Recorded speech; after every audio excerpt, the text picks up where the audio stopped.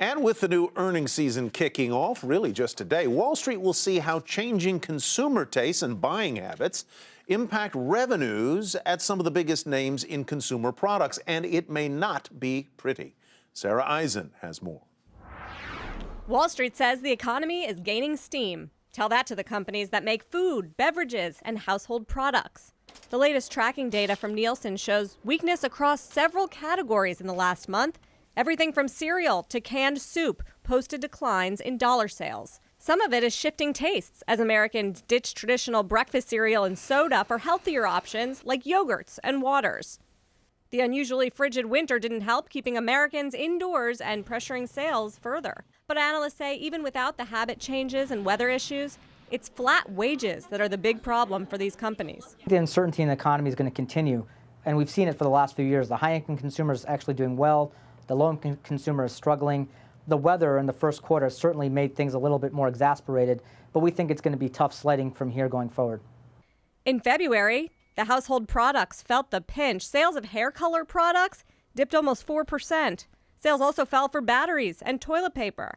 Companies from Procter & Gamble to Clorox feeling the pain. We're definitely seeing a lot more discounting this year versus last year.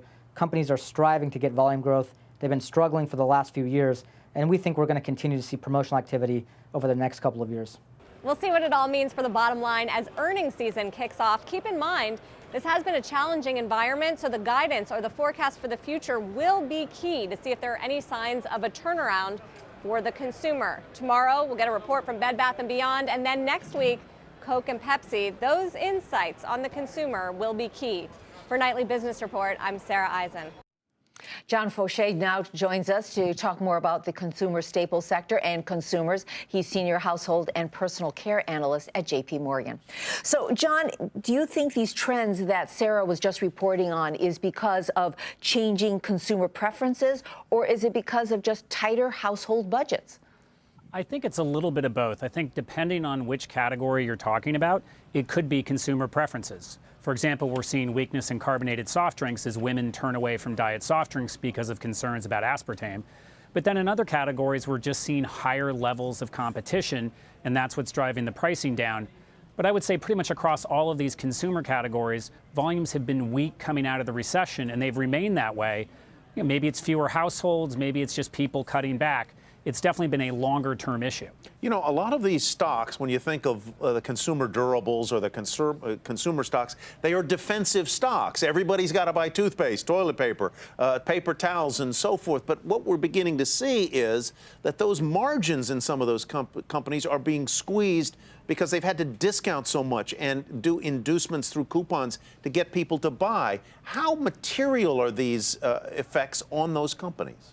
I'd say they're somewhat material. The bigger impact we've seen in terms of expectations coming down, in terms of how much money these companies are going to earn, that's mostly come from a stronger dollar. So that's really why earnings numbers have come down this year.